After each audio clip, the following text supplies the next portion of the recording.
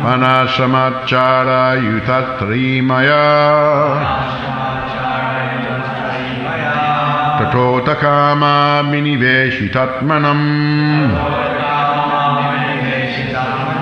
Sunam kapinam vivavana sankara. Word for word. Tada! At that time. Arya, progressive civilization. Dharma, engagement. Praviliyate is systematically vanquished. Nrinam, of humankind. Varna, caste. Ashrama, orders of society. Acharayuta, composed in a good manner. Trayimaya, in terms of the Vedic injunction. Tata, thereafter. Artha, economic development. Kama abhiniveshita,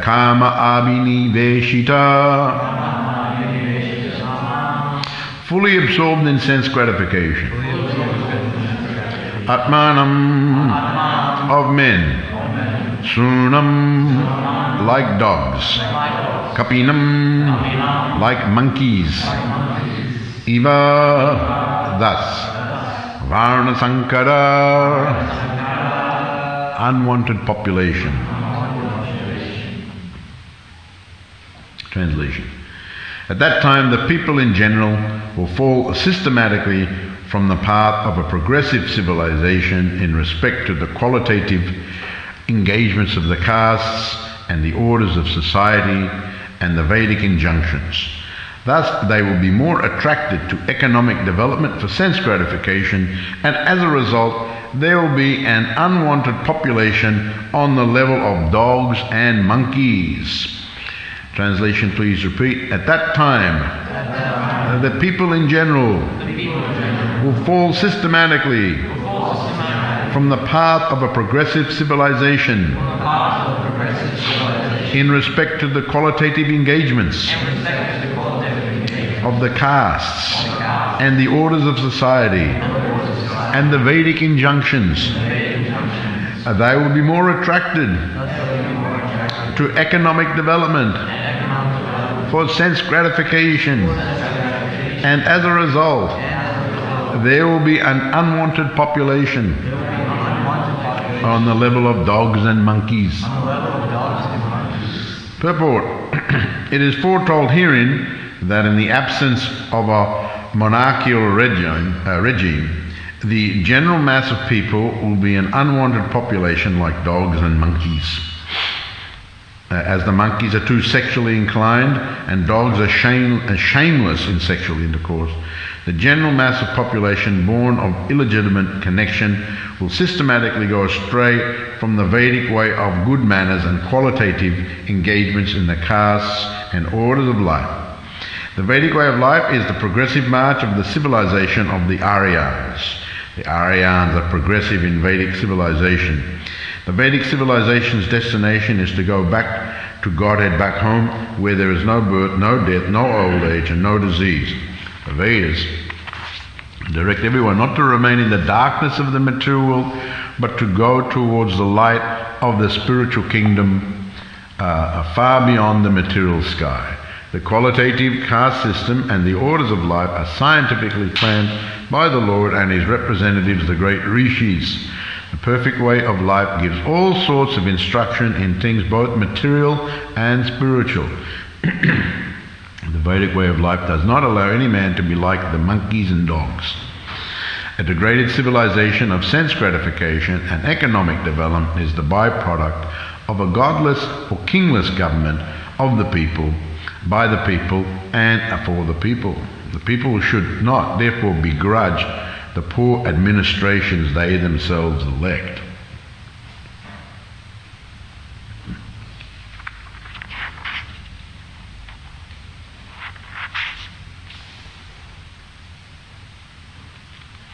I was just thinking about that. Who was that famous personality? American writer who said that democracy means that the people elect who they deserve. Poppets more or less says the same. The people should not therefore begrudge the poor administrations they themselves elect. What are you complaining about? You elect them. So, Tadarya Dharma Praviliyate Nrinam, Parikshit cursed by a Brahmana boy, this chapter. And we see here that what is the difference in understanding and knowledge between Samika Rishi, the father, and Sringi. A vast difference. Sringi, of course, was a young boy who had education, had training, but it was incomplete. It was immature. And so he, with his understanding of things, he rushed to a conclusion. And as I said last week, the Brahmana community, they're very intelligent. So generally when they say things, it's very sharp. And in this case, Sringi he didn't even go home to find out. He just heard about it, and immediately there was a little bit of a mix of things in here. There was showing off to his friends and outrage at the same time, and a mix. So as a Brahmana boy, immature, and he concluded very quickly what should happen. Rush to judgment. Rush to judgment without this shows when someone rushes to, generally an indication, without proper discrimination, generally an indication of too much in the mode of passion. And one of the symptoms of the mode of passion, everything is very quick. You don't think about it so carefully. You just you're moved by your urges. Mode of ignorance is a little bit different. You're moved by your urges, but I think it's a little bit slower.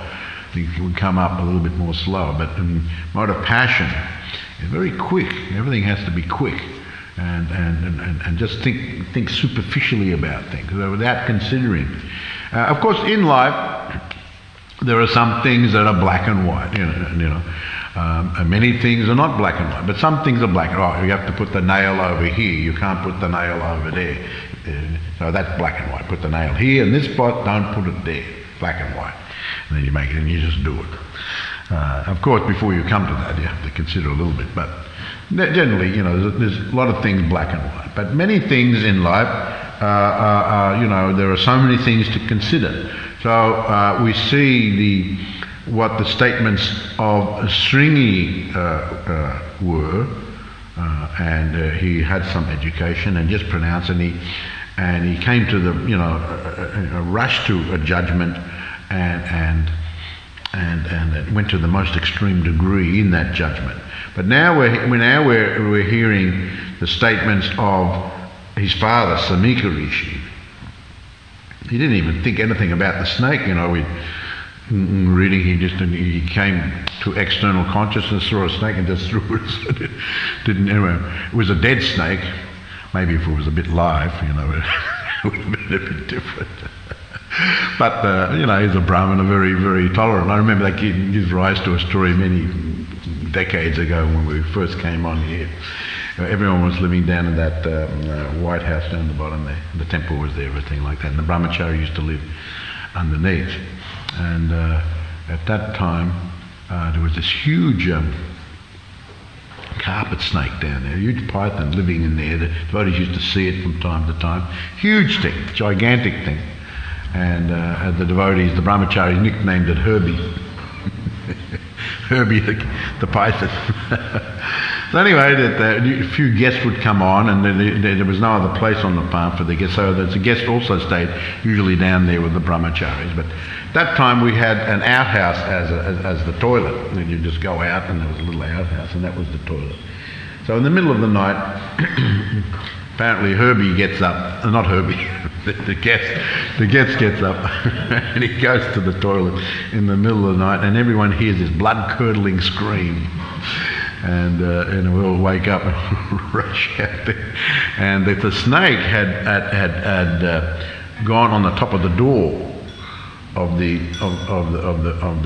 outhouse. So when he opened the door, the snake fell on him.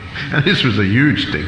And so he screamed, a snake was draped around his shoulders.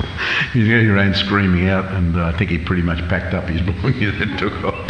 I don't think we ever saw that fellow again. So his experience was not so pleasant. But anyway, we see here Samika,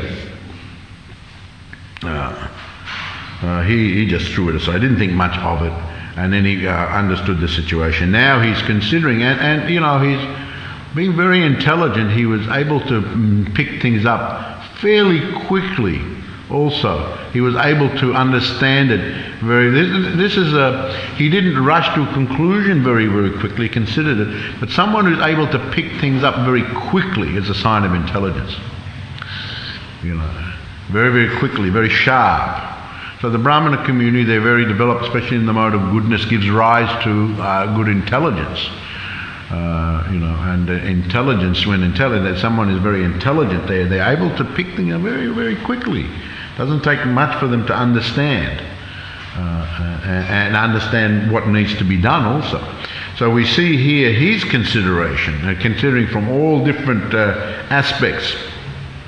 And he says that you've done that. First of all, he's not an ordinary person. Parikshit Maharaj is not ordinary. He cannot be considered like the common person.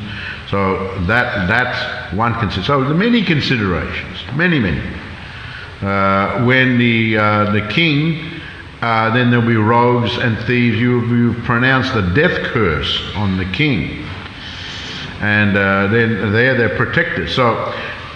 Not only that, people will be killed and injured. There's always rogues and thieves.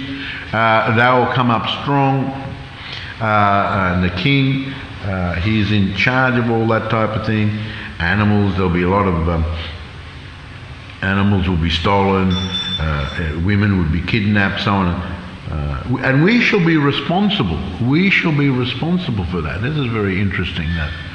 The Brahmana community, he accepts responsibility for the action of his son. But not only he's saying here that the whole Brahmana community, because the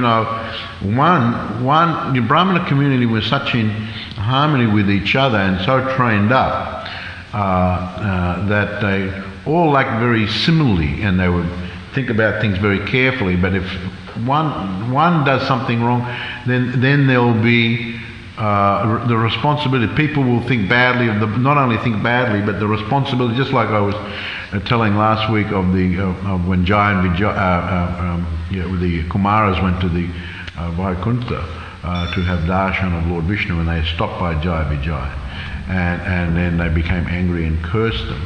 And when Lord Vishnu came, he was accepted responsibility. These are my servants, and I accept the responsibility. He apologized for the actions of his servants. I am responsible. Of course, the Kumaras were very humble and didn't like to think in that way about the Lord. But nevertheless, the Lord accepted responsibility. So this is a very important point to understand, that and Prabhupada always told us, you are my disciples, be very careful how you act, because it reflects upon me. And people will see Hare Krishna devotees and who is the head of this organization, just see the followers, what they're doing, and so this will reflect on me. Someone now, he also said, if you do good, then that reflects on me also. If you do bad, that reflects on me. And it is said that the king, when someone accepts a responsible post like that, the king has to accept. He gets the benefits of the people in general doing good things. He actually benefits. The karma is like that.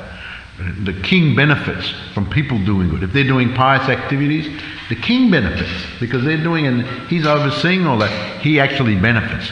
But if they're doing sinful activities, he has to suffer. Prabhupada told us that the king gets 1/6 or something like that of the karma of the people in general.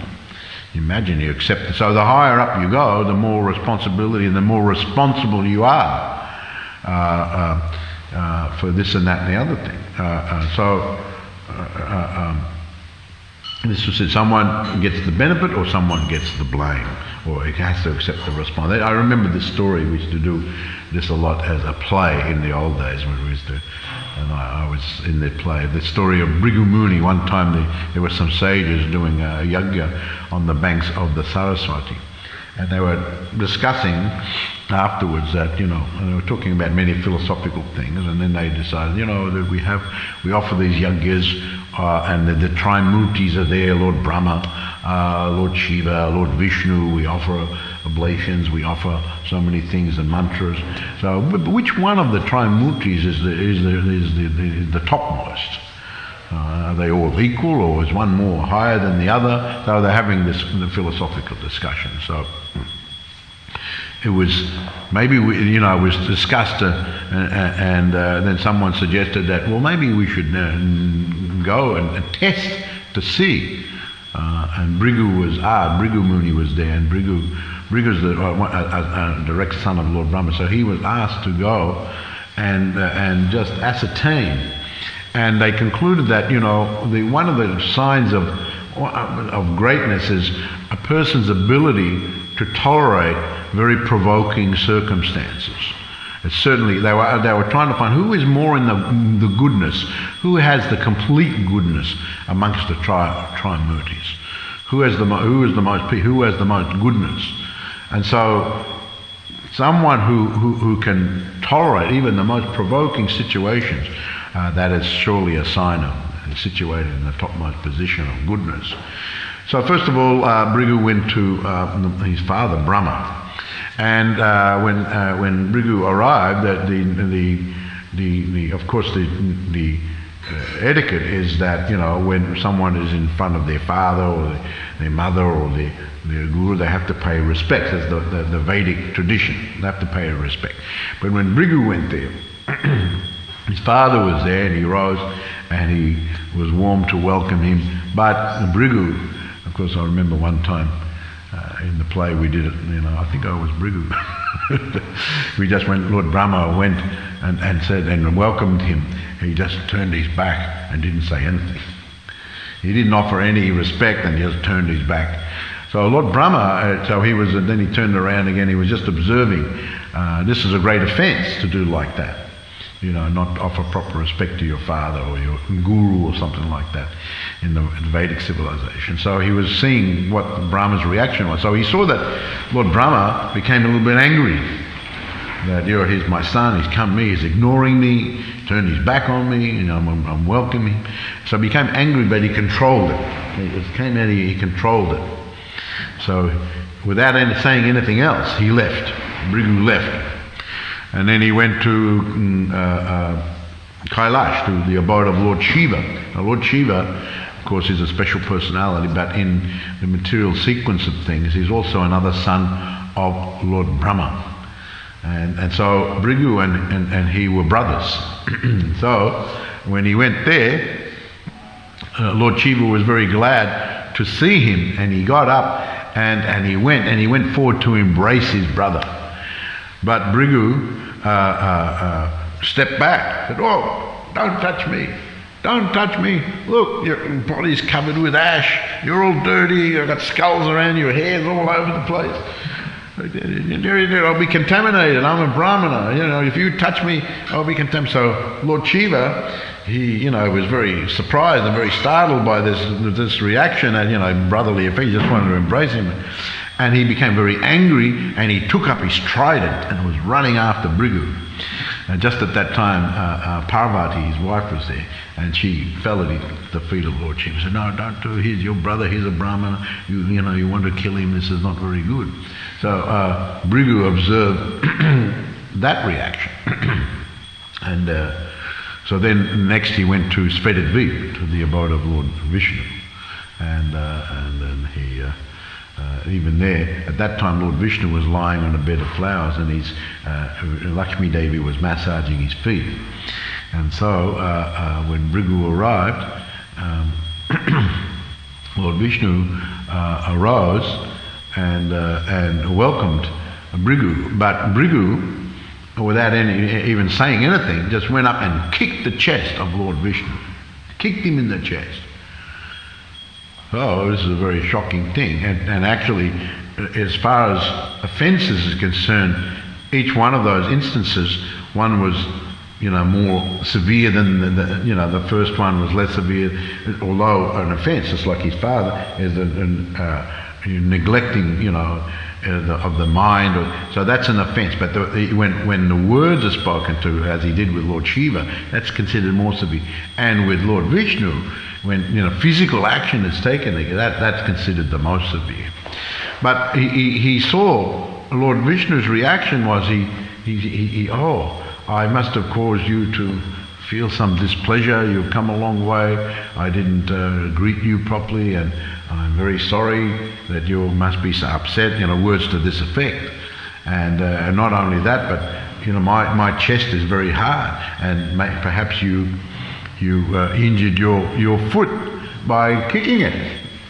And he said, if I want to massage your feet, like that. So Bhrigu was very amazed at the reaction, that severe.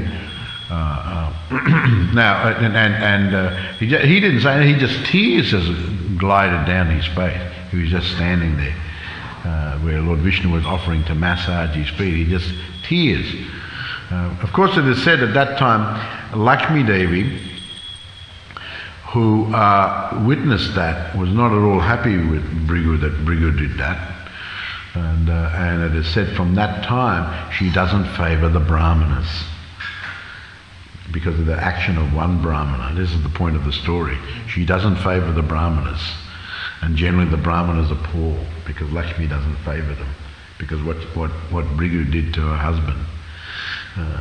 But as far as Lord Vishnu is concerned, it is said actually that there is a mark, that since that time he keeps a mark on his chest of the sign of tolerance.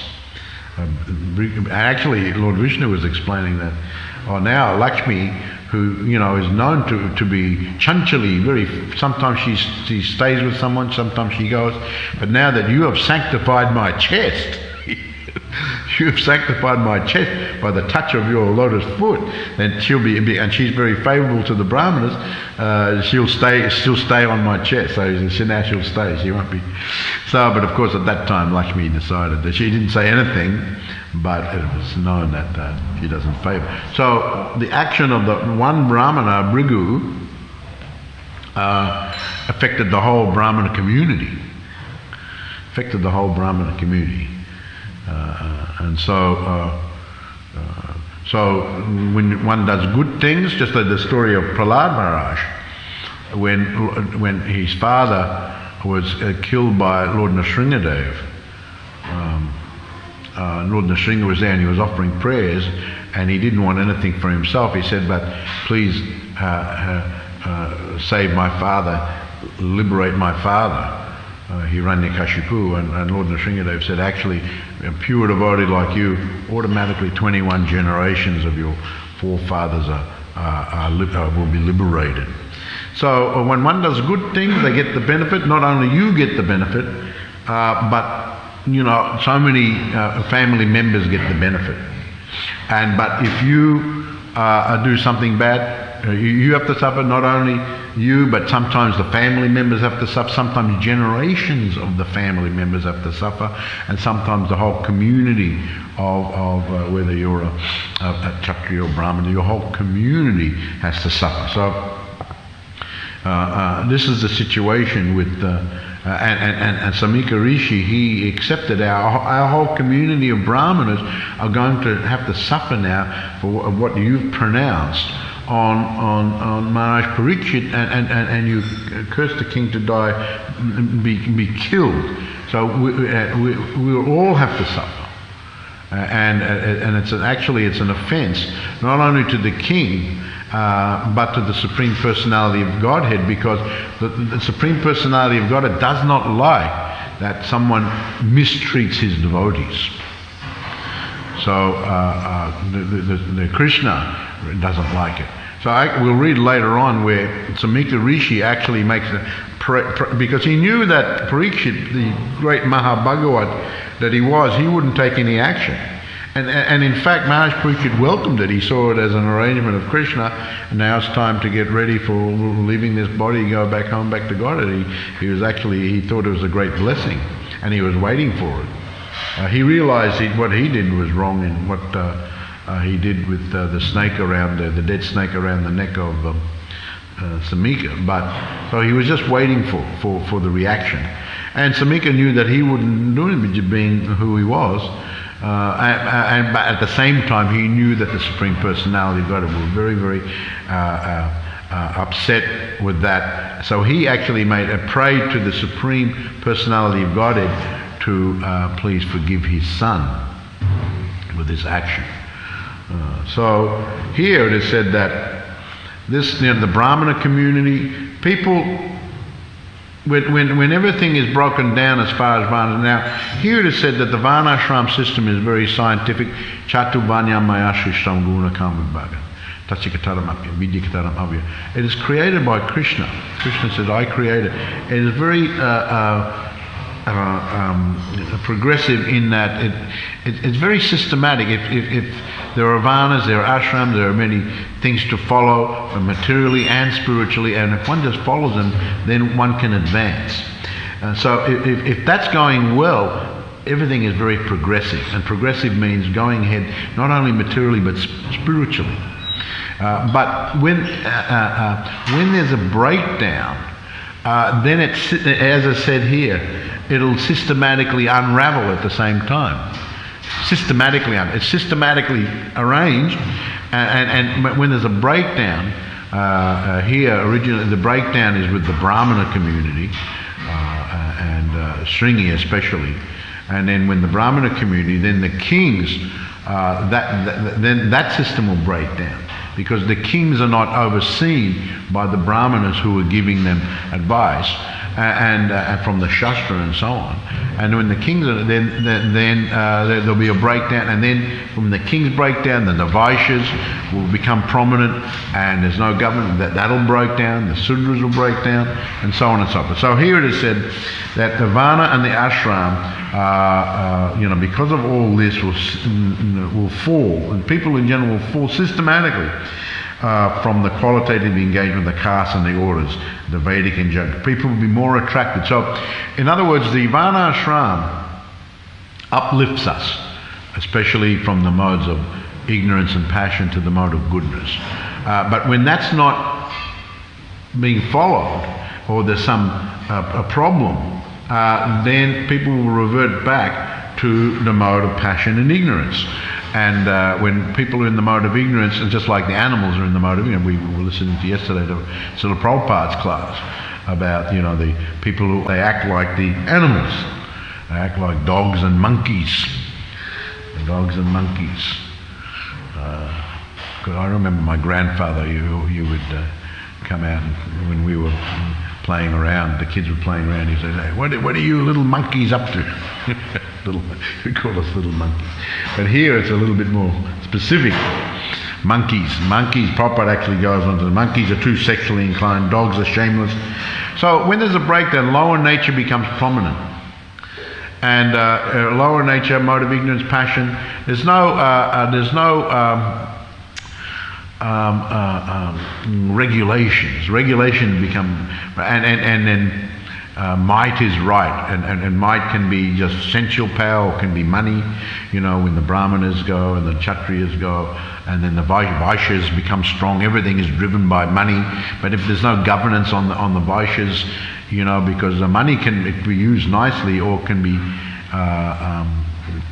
used very wrongly. And here Prabhupada says very interestingly, he says that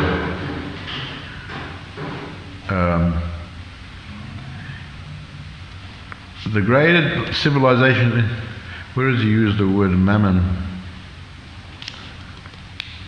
Oh, the degraded civilization and echo is a byproduct.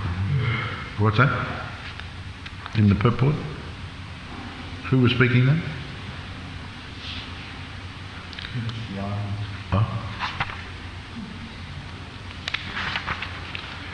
looking at the wrong person. Oh. Anyway, he was talking about mammon. Just, economic development, degraded civilization, and so on and so forth. Oh, I've got another Anyway, so this is the situation. People will be more concentrating on that. They don't live the Aryan way of progressive life.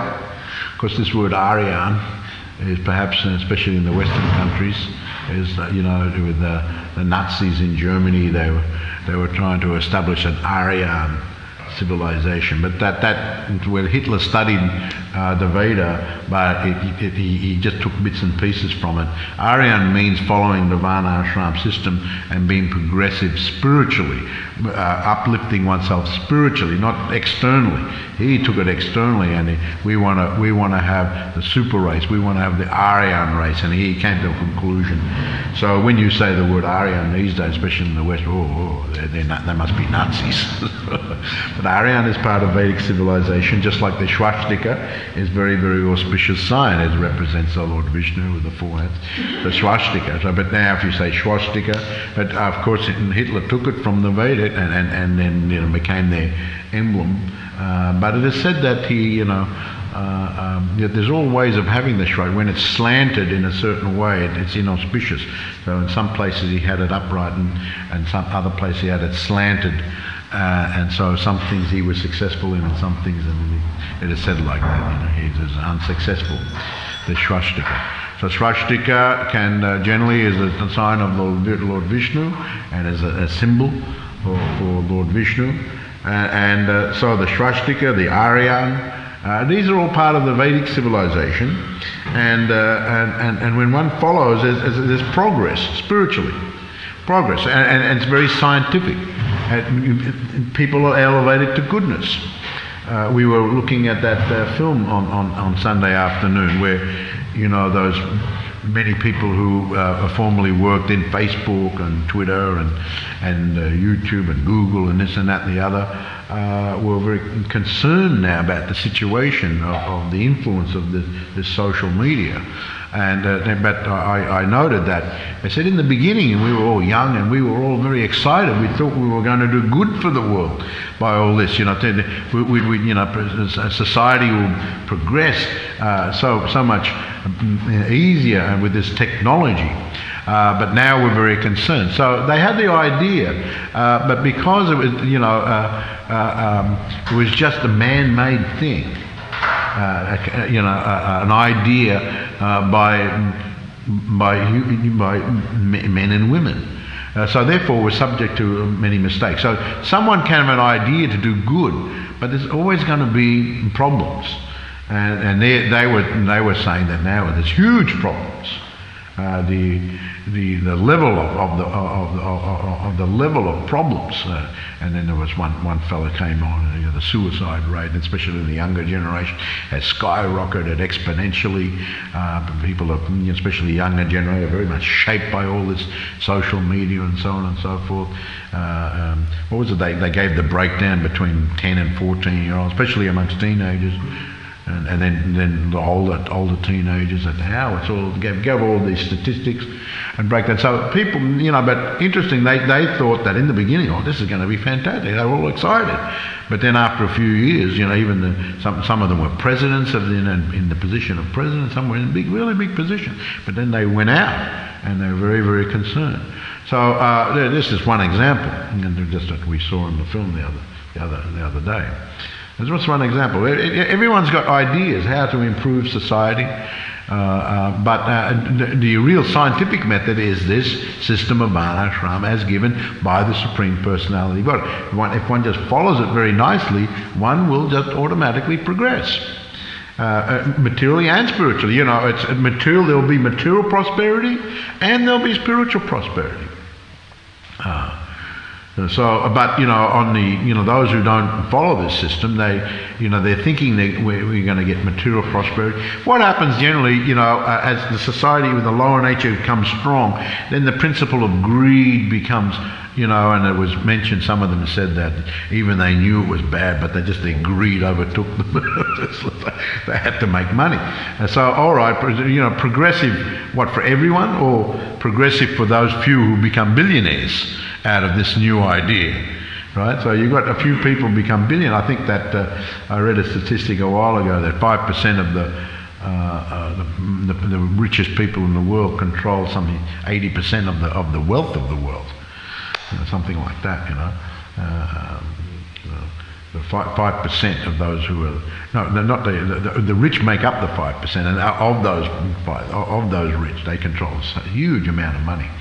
So, okay, progressive, everyone's got their idea of progressive, and prosperity. So, someone becomes prosperous, the other one suffers. But Varnashram means that everyone becomes prosperous. And they're engaged according to their nature. It's just natural, because the gunas, the qualities, the motive, this is all taken in consideration, and the activities are taken in consideration. So this is created by me, Krishna says. And the rishis also help the Lord present that whole system. But when it breaks down, then you get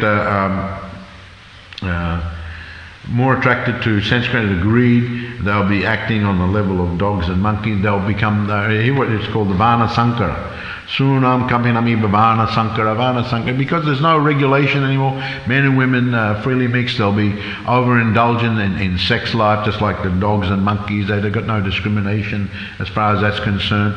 And, population, there'll be children, unwanted children, many unwanted children. When there's unwanted children, they don't feel perhaps cared for properly or loved properly, or the parents aren't trained to actually look after the children. All these things. And when there's unwanted population, also, there's, what in the Bhagavad Gita, Adama Bibhavat Krishna, Arjuna uses these arguments to Krishna.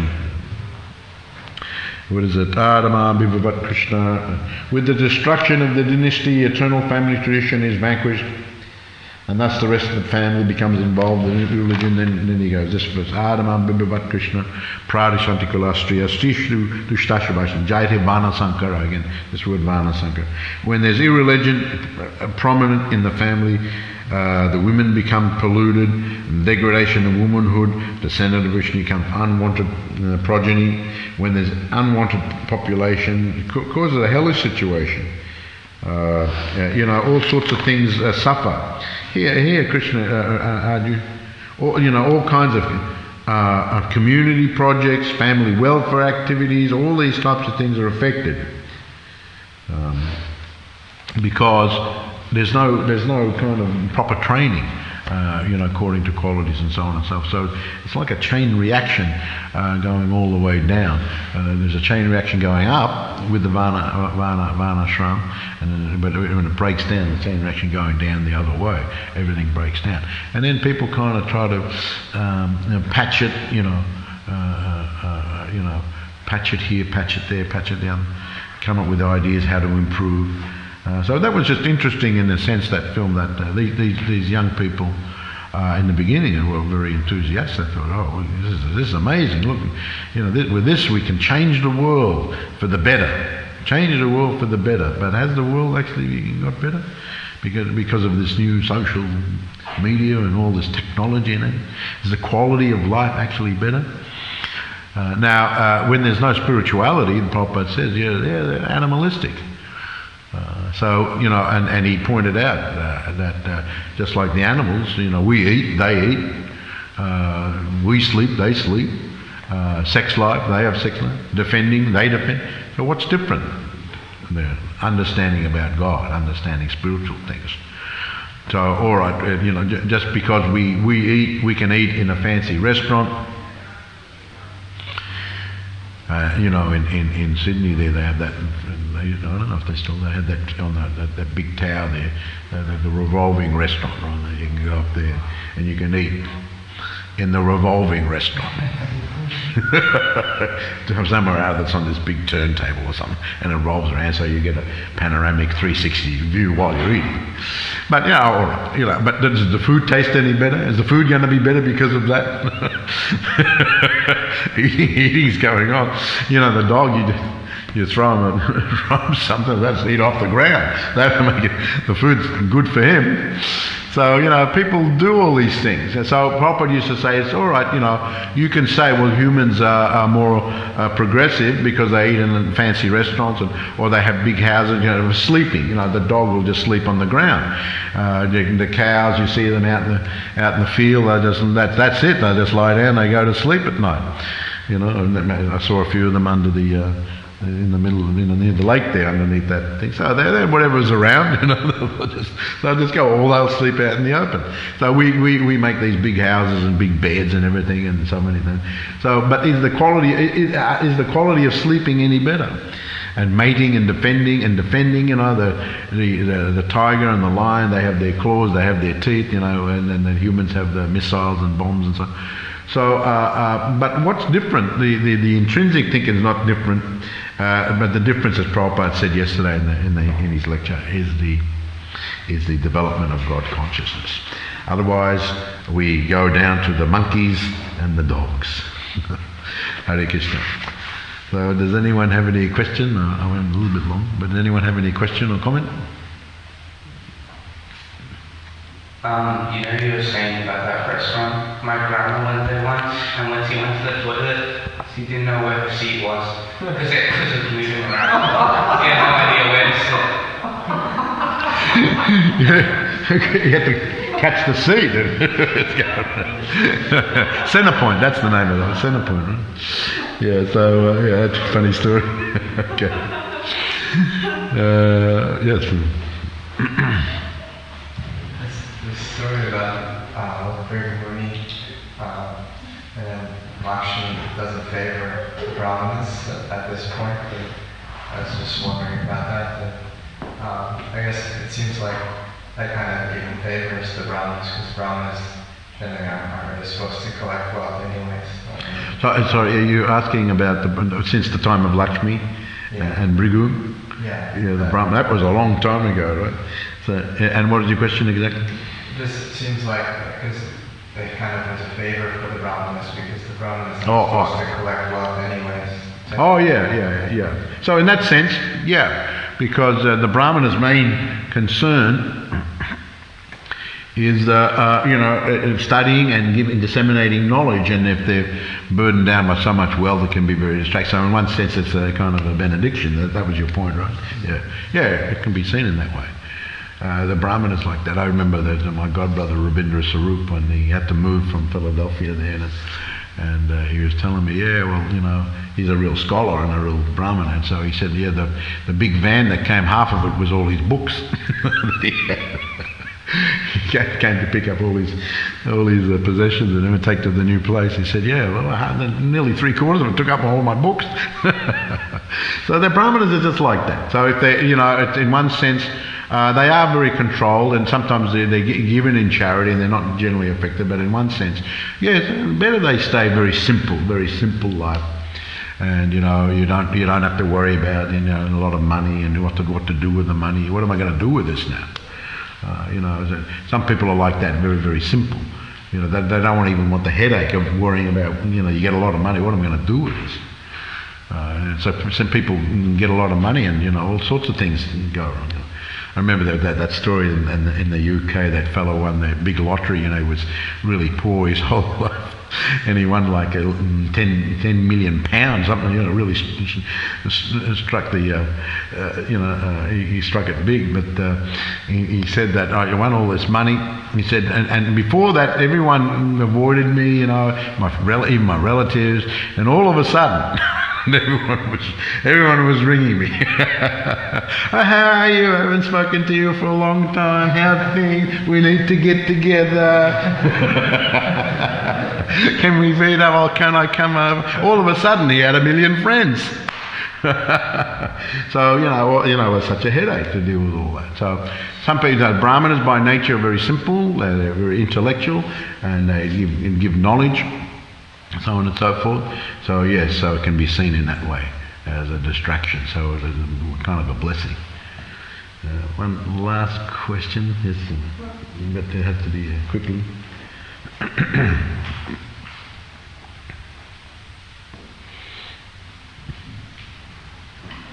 For the class, Maharaj, I was wondering, when Bhikkhu Muni went to Lord Brahma and Lord Shiva and Lord Vishnu, and the response was different, how do we as aspiring devotees develop this ability to not react to a situation and just respond in the way that we are learning from the Shastra? How do we develop that ability? The tolerance.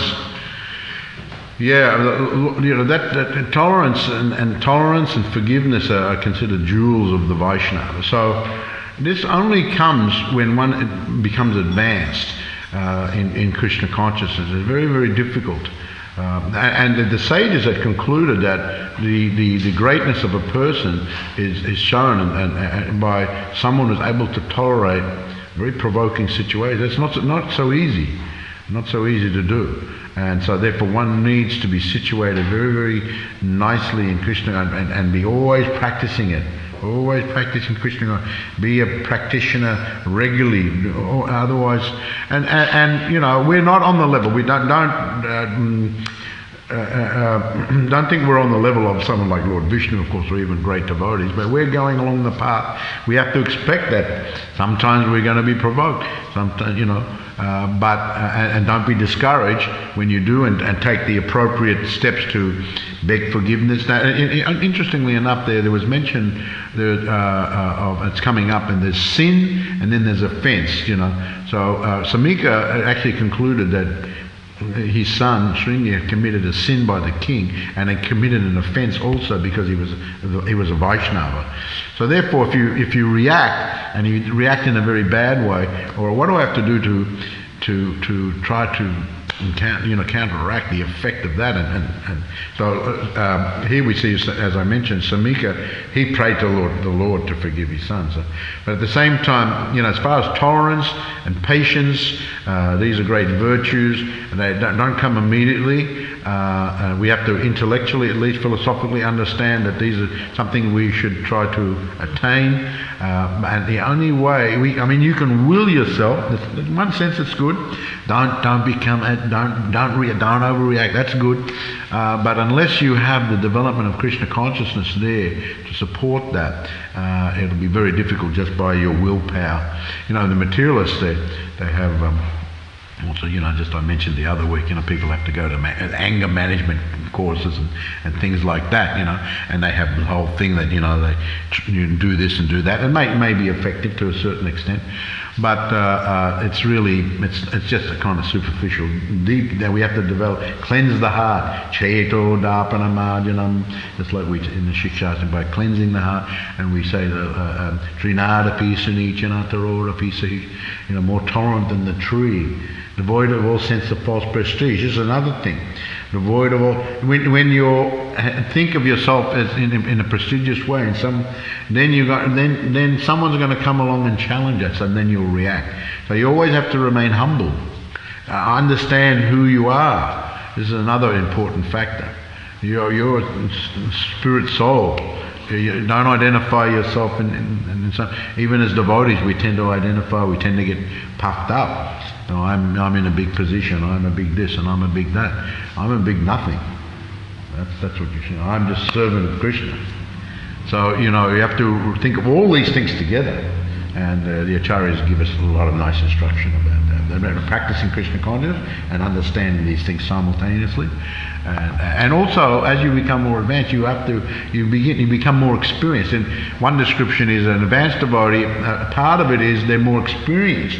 They know when situations, but what might be the outcome here. You know what I mean?